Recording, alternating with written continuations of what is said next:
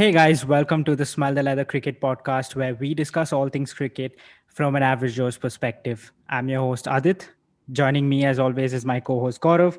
And today we're going to be taking a look at the recently concluded Test series between England and Sri Lanka, which went 2-0 to England, and they lifted the highly prestigious Moose Cup. And to go into specifics of all of this, we also have a special guest who's a full-time cricket enthusiast and is also your everyday scientist on the side. But no, kidding aside, I think as we go through this episode, we'll see that he's been aptly named on Twitter as the Armchair Critic Six.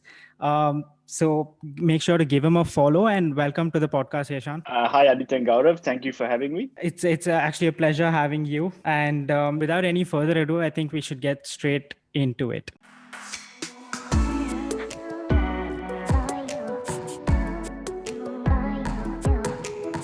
So, gents, before coming to the both of you, just want to throw some numbers out there, which sort of puts the series in perspective for me at least. So, Sri Lanka's 135 in the first innings of the first test is the lowest ever innings total at Gaul, and England's chase of 164 for 4 in the second test is the highest by a visiting side at Gaul, which made it England's sixth consecutive test victory in Sri Lanka, going all the way back from 2012. And on that note, Gaurav, I want to start with you and your thoughts on England's performance in the series. Yeah, look, they'll be delighted with this win. Although this was not the strongest of the Sri Lankan team that we have seen over the years, but make no mistake, they were put under the pressure a lot of times, but they managed to absorb the pressure and put it back on the Sri Lankans most of the times. Like we saw on the second innings of the second Test match, Sri Lanka were in with a very good chance, and the English spinners managed to hold them out for 126. So, which was pretty much the game in England's side. Before then it was mostly Sri Lanka dominating the game. Apart from that, they didn't have four of their first choice players in Stokes, Archer, Pope, and Roddy Burns as well. So that was challenging as well. Plus, they had just the 1 day practice in Hambantota, I guess. That was a pretty greenish surface as well. So plus living in the bio, all of that, it makes so much difficult. So yeah, look, their captain, the spinners in the second innings, there were so many positives for England. There's a much more tougher series that's coming ahead for England, but I think they managed to get all that they could from this Sri Lankan series, and they'll be really high on confidence and looking forward for the Indian series. For sure. I think Sri Lanka, they're not a side that's to be taken lightly. And Hishan, I want to come to you on, again, England's performance and what you made of it. I think England would be very pleased with their performance throughout this series. And unfortunately for Sri Lanka, the 2-0 scoreline at the end of the series reflects England's dominance throughout the series. Um, Sri Lanka, I think there were two critical points. They batted badly in the first innings of the first test and the second innings of the second test. And that handed the advantage to England. But also, I just want to, like Gaurav said, coming into this series, there were a lot of concerns about England's preparation from the England management and Joe Root himself. The last time England played a Test match was against Pakistan in August 2020, I believe, and that was at home in England. And they had very limited preparations due to the weather in Sri Lanka and then Moeen Ali's positive COVID diagnosis. But I think the interesting thing for England was that they continued to improve throughout this series. And this is very typical of what we saw with Dom Best and Jack Leach. Sure, they got wickets in the first test, but they were pretty inconsistent. They were bowling a lot of short balls to the Sri Lankan batsmen. And of course, some of them were unfortunately getting wickets. But you could see that they were struggling to build pressure. So overall, I think not only did England win this series 2-0, but the big positive for them would be the fact that they continued to improve throughout the series, especially their bowlers. And, Joe Root was magnificent. This is some of the most dominant batting that we've seen in Sri Lanka since the early 2000s when Brian Lara scored 600 runs. in a 3-match series.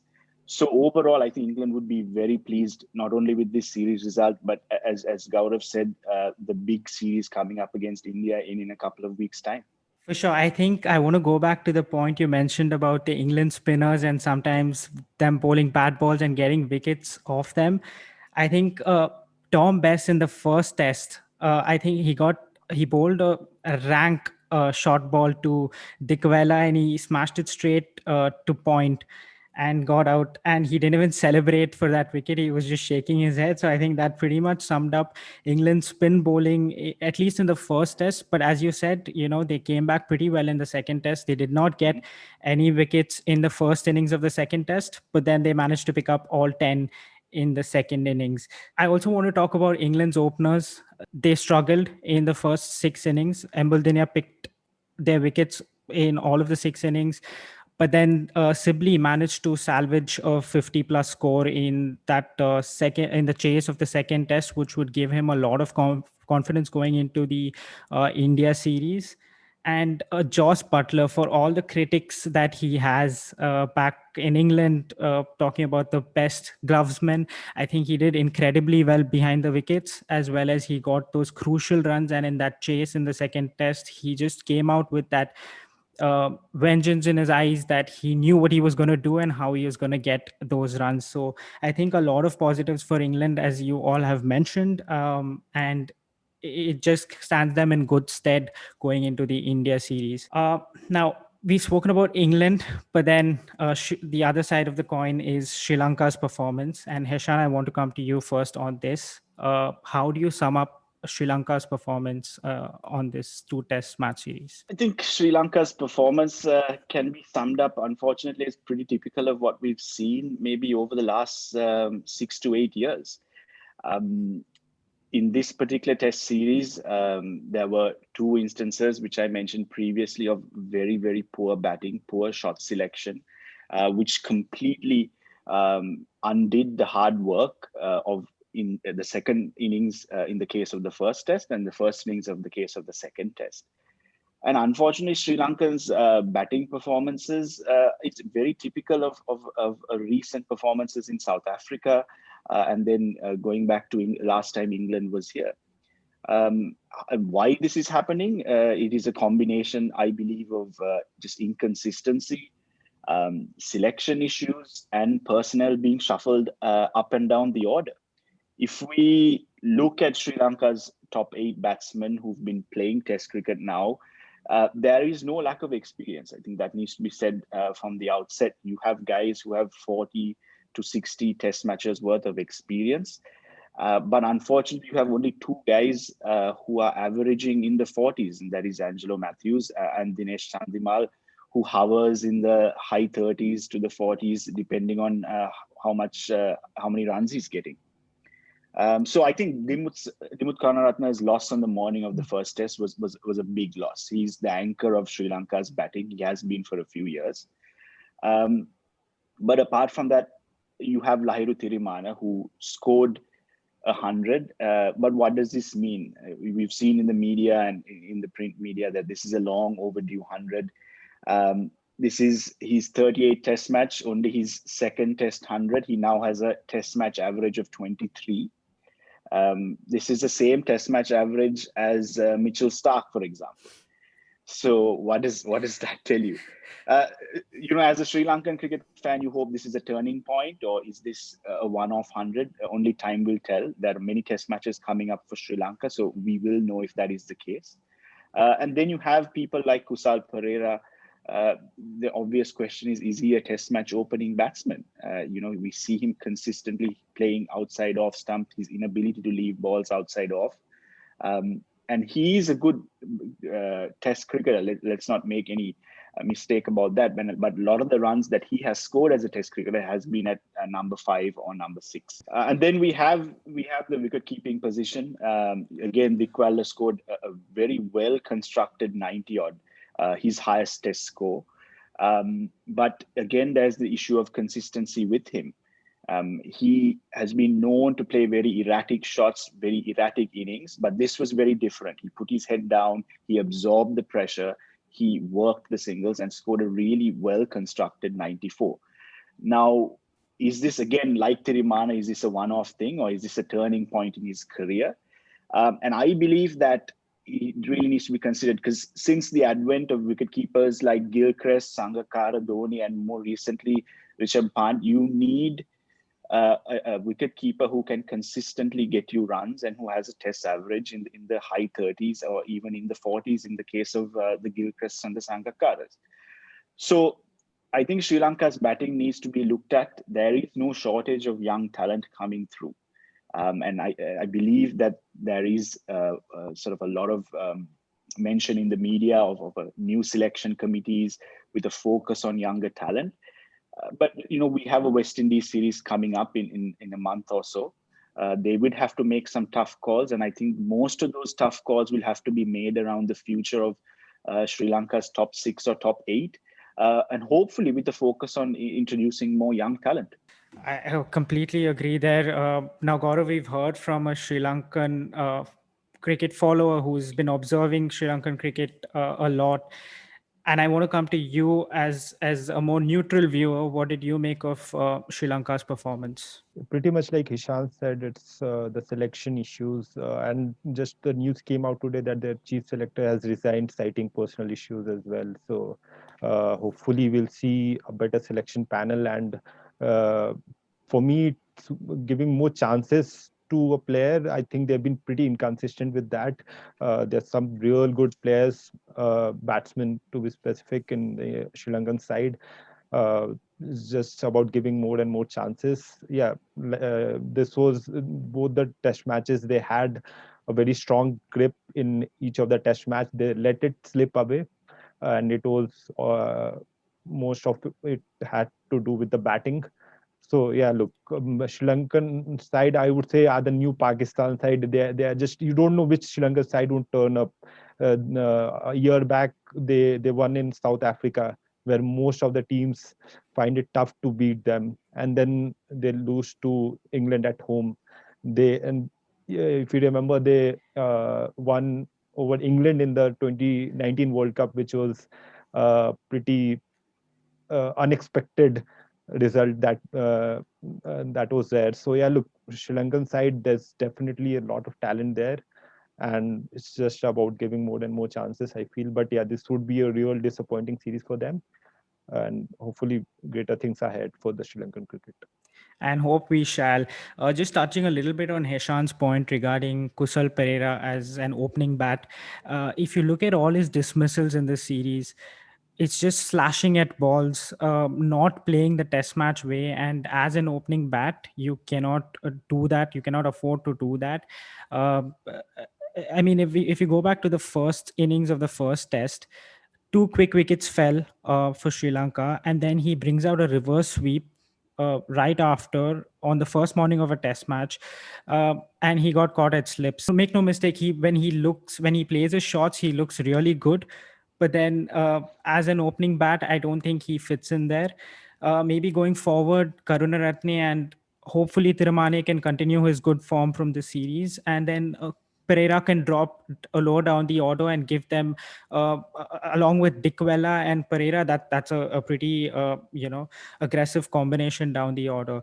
And coming to their bowling a little bit, Asita Fernando, I really like him. He played the second test in South Africa and he impressed there as well. Even here in the first test, in the second innings, he got those quick couple of wickets and it kind of put England under the pump a little bit. I would have also liked to see Vishwa Fernando. I mean, from the South Africa series, he just got a 5-wicket haul, and then you come home. I would have wanted, I know, team combinations and all of that, but then I would have liked to see him being given a run as well. Also, one more thing I wanted to point out was Dinesh Chandimal's captaincy in this test series. Now, in the first test, yes, they got bowled out for 135 in the first innings. But then when you come out, you cannot have fielders on the boundary line giving them easy singles. It just made it easy for England because they always had that option of a single to get off strike and rotate and keep the scoreboard moving. And similarly, in their chase in the second test, when England were reeling again, 2 quick wickets, chasing 164, and then they did not put the pressure on. Sibley, who was struggling throughout the series, he again he scores his runs on the leg side, and then there was always an option for a single on the leg side for him. Chandimal faltered a little bit over there. And then, yeah, obviously, Embil Dinia, I think he pretty much stood out for Sri Lanka in this series. We can probably sum up this series as a battle between Root and Embil Dinia with support from either of the teams.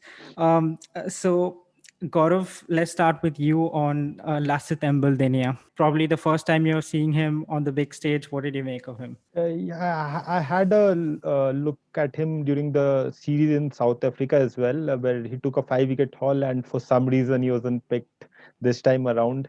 So that was surprising. But yeah, look, I'm highly impressed by him. He's got a high release point, gets a lot of revolutions on the ball, and because of the height, gets bounce as well. So there's a lot of drift that he gets as well. So already he's being compared to the great man Herath himself, left arm spinner, gets more spin compared to that of Herath. But yeah, look, it was great to see him along with the bat as well. That 40 was vital. But yeah, look, is a great prospect for Sri Lankan cricket, I think. But the sad part again is, like I said, he wasn't picked for the South African tour, and I think Wahidu Hasaranga was picked ahead of him during the South African tour just because of the spin option, which somehow I find it very weird, because in Test cricket, uh, still I think there's a lot of scope and lot of need for finger spin, and it's not got to do with finger spin versus the spin that we see in the limited overs these days. So yeah, I think hopefully they give him more and more chances even in the overseas tour, because he's got all the weapon, I think. The height, the drift, the loop is there. Yeah, look, great prospect for sure. High praise from Gaurav there. Heshan, what do you make of Embil Dinia? It was very exciting to see a young spinner perform so well under such trying conditions.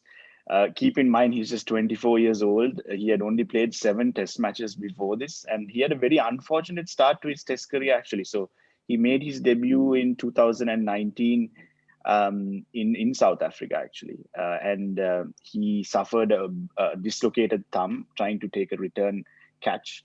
So he had to have surgery. He was out of the game for a couple of months. But from all reports from Sri Lanka cricket, he's this young, hardworking cricketer who is constantly looking to improve his game. And he just bowled his heart out in this series. So 15 wickets at 27. But I think the key statistic is that he bowled 119 overs to get there. So he carried the workload. And what was very impressive, like Gaurav said, was the drift, but also his ability to bowl long spells and just continue to suffocate the English batsmen. Even to Joe Root, who then started bringing out the reverse sweep, he was making Joe Root play slightly more high risk shots. And I believe Embil Dinia could have gotten much more wickets if he had a little bit more support at the other end. Now, he was building pressure, but then you had Hasaranga and Dilruwan in the first test, and then in the second test, it was Dilruwan and Ramesh Mendis, who were just not able to build pressure. So then what the English batsmen, Joe Root in particular, were doing was, being more watchful towards Embil Dinia and then scoring runs at the other end. And we know the importance of bowling in partnerships, especially in Test cricket, on turning wickets. When the runs dry up, that's when the wickets really start coming. So an exciting performance from Embil Dinia, and hopefully he's managed well by Sri Lanka cricket. Unfortunately, the administration doesn't have a good record of managing young talent and making sure they get the training and the mental aspect of the game. But we'll see. It's an exciting start to his career, no doubt. Yeah, it was wonderful to watch him bowl. Just carrying the Sri Lankan attack at such a young age was something magnificent. And Heshan, you mentioned his figures there, 15 wickets at 27. But if you take out the runs that Root scored against him, he basically got his wickets at 14 apiece against the rest of England. I think Root played him really well. He, as you said, he did bring out those high risk shots, and fortunately for him, it did pay off. As he did not get out to Embledania, but then it's about making the batsmen play those high risk shots in Test match cricket, and that's what he did very well. And as Gaurav said, that 40 in his in the second innings, I mean, without that, Sri Lanka did not stand a chance in that second Test, and he basically carried the bat and then carried it on with the ball as well. It was literally at that point Embledania versus England.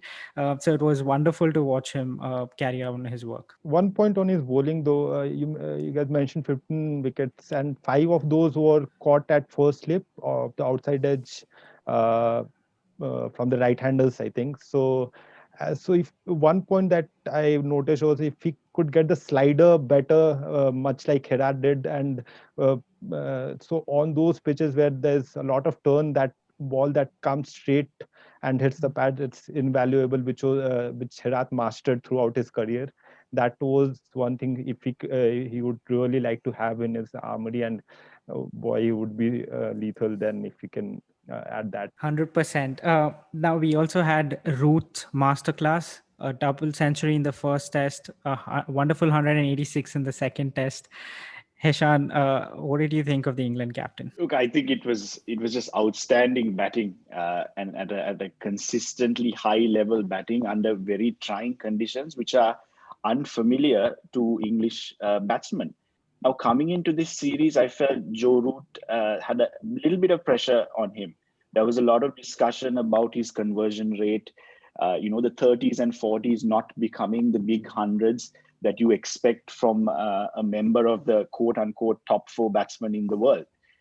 But 400 plus runs in Sri Lanka, I thought he had a very, very organized technique, and he had simplified his technique down to what we've seen Joe Root play when he's playing in England. He was either coming all the way forward or using the depth of his crease to go all the way back. And that was something that was missing from a lot of the other English batsmen. And that was the key difference in Joe Root. And then, of course, his sweeping.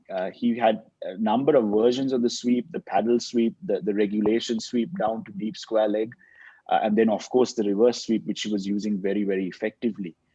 But at the end of the series, in hindsight, he was the key difference. He completely dominated the Sri Lankan bowlers, and they were just unable to find a way to get him out. Eventually, runouts were the only way that it seemed to be able to get the man out. But it was just brilliant batting, and he seems to have really worked on a method to deal with turning wickets in the subcontinent. It'll be very exciting to see how he deals with the likes of Ashwin and whoever else the second spinner is for India in the upcoming series, and I think it'll be a challenge to get him out, even for the Indians. That nicely transcends onto my question for Gaurav. So, are you a little bit nervous as an Indian fan seeing Joe Root come off these brilliant scores? What did you make of it, and how do you see him going forward? Yeah, look, like Hishan mentioned, he compared that to Brian Lara's 2001 series. I think that's the highest praise that you can get for Root, because that series was one for the ages. People still talk about how Lara managed to play Mulli that time. So yeah, look, I think he's made some technical changes as well. The past few months he was mostly going back, and this time we saw him go back and across as well. Plus, to the spinners, he was more open stance, which let him kind of maneuver the ball, spinning ball on the either side of the wicket.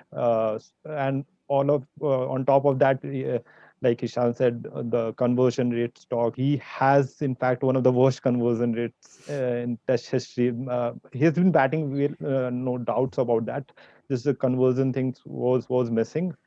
Yeah, look, in if you put it simply, he always had that very simplistic technique, which lets him play the strokes he want without taking much effort, much risks, and the sweeps. I mean, the range of slog sweeps and the conventional sweeps were just amazing to see. Talking about the Indian series, I think it will be a great battle. I think Ashwin, even if the pitches are not turning, is a great mastermind bowler in Indian conditions. His record speaks for itself. But yeah, look, Root, I think would be up for it. It'll be a great battle. He sure should be, because he also scored 42% of England's runs in this series. And we also saw Sangakkara mentioning in one of the post-match conversations that when he saw Joe Root batting, he learned something from that as well. And when you have someone like a Sangakkara saying that, I think Joe Root knows he's doing something right. It was a short series, a two-match series, but then for you, Heshan, what were the key moments of what defined the series as a whole? I think it's hard to look beyond those two batting failures from Sri Lanka. To me, I think we've already spoken about it, but Yeah. those two batting failures, the first innings of the first and the second innings of the second, 46 overs was the first innings, 35 overs, I believe, was the second. You just cannot do that, especially in a place like Gaul, where first innings runs are at a premium. You put runs on the board in the first innings, and you completely change the complexion of a game. In the second innings, there was a chance Sri Lanka were ahead by 40. If they had got 200 plus runs there, you would have had a 1-all series as opposed to a 2-0 whitewash. So those, to me, were the key reasons that Sri Lanka lost this series, just poor batting performances.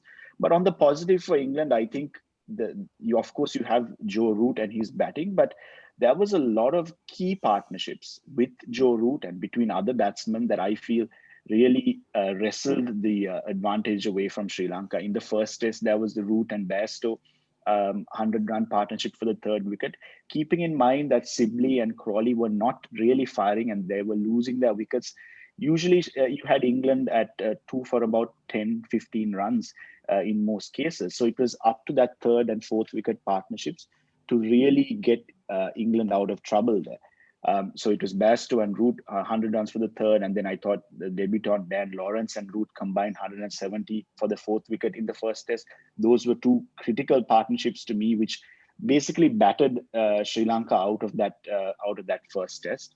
And then in the second test, you saw Butler's batting. I thought Root and Butler combined for a critical partnership, and then Butler and Sibley also guiding England home in that fourth innings was very important. And the real key moment also for me was, of course, the great Jimmy Anderson's bowling. I thought you don't expect fast bowlers to have such a impact on test matches in Gaul, but outstanding figures. And it's really changed how we look at fast bowlers as not necessarily being strike bowlers, but more pressure bowlers. And he bowled 29 overs, I believe, for 40 runs, just completely building pressure and then getting some key wickets. He got the wickets of Matthews, who was on 100 plus, Dickwalla, who was on 90, and I believe Thirimanne, who was on 40 odd at the time. So he got some set batsmen out at important times. And I think that was key because Sri Lanka got bowled out for 380 as a result of that, but that could just easily have been 480 if not for Jimmy Anderson's bowling. So there were some critical matchups throughout the series that Sri Lanka consistently lost, and that is unfortunately reflected in the 2-0 score at the end of the series. Very nicely put there, Heshan. And not to forget, Jimmy Anderson's partner in crime, Stuart Broad, did pretty well as well. And if you look at their combined figures in this series, it's 55 overs, 27 maidens, 74 runs, 9 wickets at an average of 8.5 and an economy rate of 1.33. I think, having someone like a Broad come in for the first test and then replace someone who has 500 test wickets with someone who has 600 test wickets, I think England are blessed in that regard.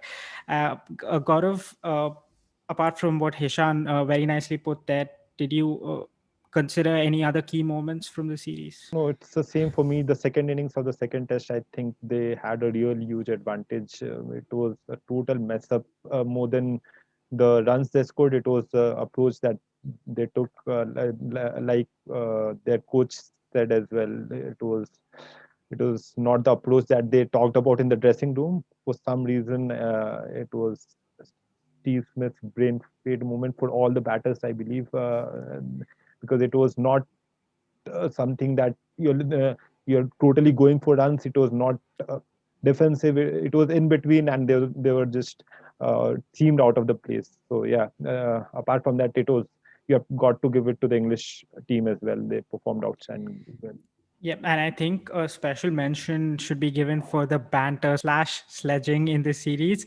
Uh, Coming from the India Australia series and the abuses hurled, you saw a very different side of how sledging or the banter can be put forward. You know, Dickwella came up with some unbelievable lines. They're asking Root if his bat was good and if he had a spare one, and then you had him sledging Bairstow for his IPL contract and stuff like that. So all of this just added to the series. It was such a well fought series, and it was played in great spirits, which was good to see. So yeah, Hishan, we would also like to know, going forward for Sri Lankan cricket, whatever has happened over the past few years, and with the highs and the lows, and this West Indies tour that's coming ahead.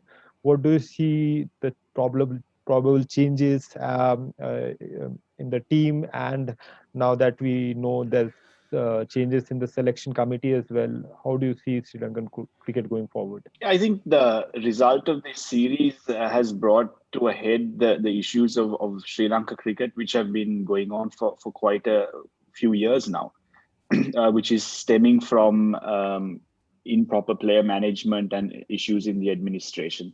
So over the last, I think, 24 to 48 hours, a report which had been ordered by the sports minister has been released. And there's a few critical points in that, which he, along with Mahela Jayawardena, who's the head of Sri Lanka's new sports administration committee, not limited to cricket, but sports in general in Sri Lanka. And one of the things is that they want to introduce a new selection committee.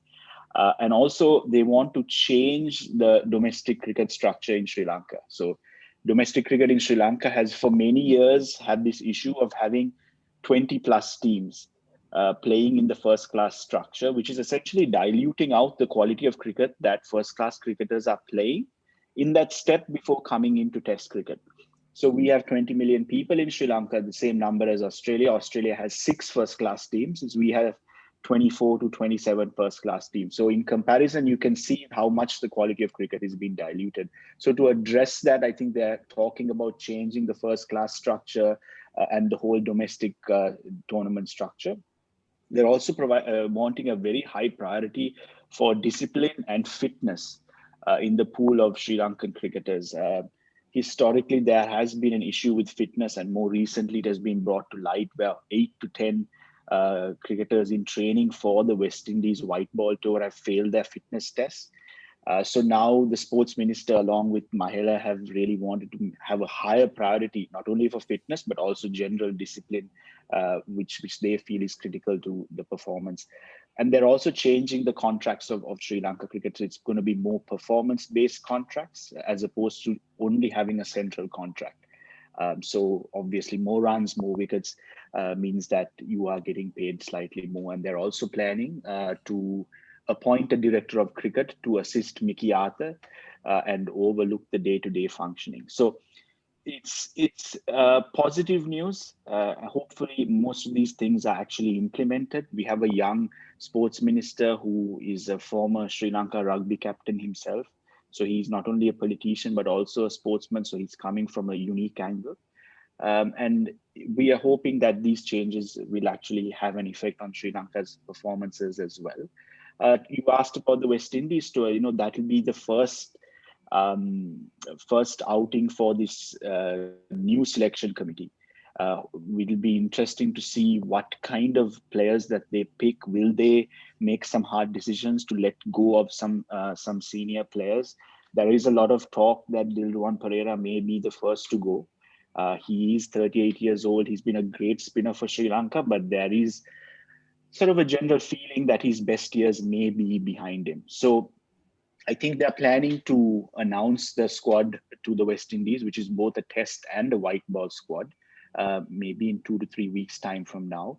So it'll be interesting to see, and I'm hoping that they make some hard decisions. They have a focus on young talent, and we're playing a lot of cricket this year. So it'll be interesting to see what happens. Yeah, I think those were some real good insights right there. And we as cricket fans, look, we want to see Sri Lankan cricket back on track, because historically Sri Lankan cricket are known to be a very tough side who play cricket in the right way, the way it's meant to be, but very tough on the field.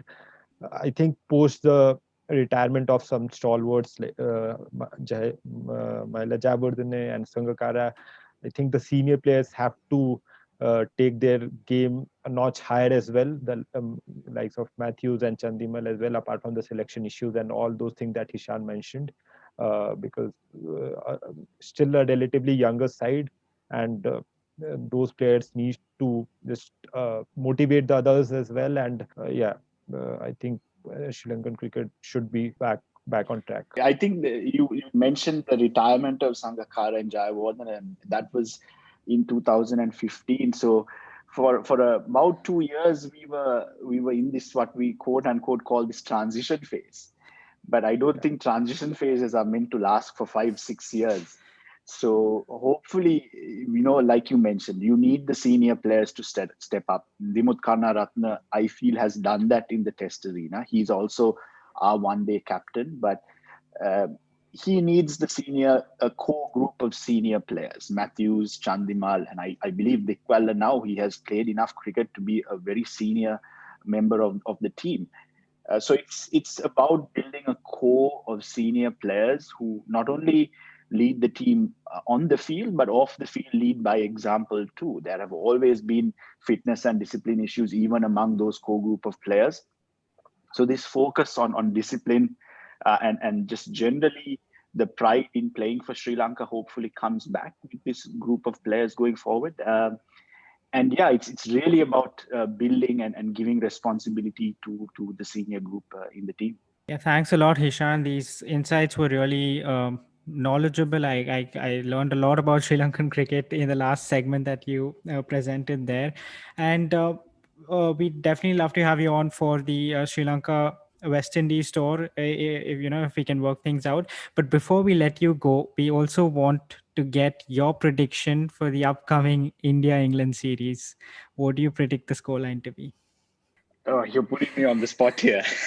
I think what I am looking forward to is I think the way India performed in Australia was one of the brilliant test matches that I have test series. Sorry, I have watched since I've been watching Test cricket now. And if that is anything to go by, I don't see how anybody is beating India, especially when you are playing at home. The big point here for me is the number of people that are coming into the squad who are not part of the squad at the Gabba. So of course we have Virat Kohli coming in, but I believe you have Ashwin should be playing that first game. Hardik should be probably in the team in the starting 11, I assume, which means that he's also probably bowling. But my prediction, I think India should win this series 3-1, maybe, if not 4-0. Joe Root is great, but I don't think he can do it alone in India. So 3-1 is my prediction. Okay, we'll hold you to that once the series is done. But thanks a lot, Hishan. This episode has been wonderful, and we look forward to having you on again. Thank you for having me, Adit and Gaurav. Thank you very much. Thanks a lot. Your pleasure to have you on the show. Thanks a lot for coming. Yeah, thanks for your time as well, Gaurav. And please consider subscribing not only to us at Smell the Leather, but also to the Armchair Critic 6 on Twitter for, as you can see, wonderful cricketing insights. So thanks a lot, everyone, for tuning in. And this is us signing off.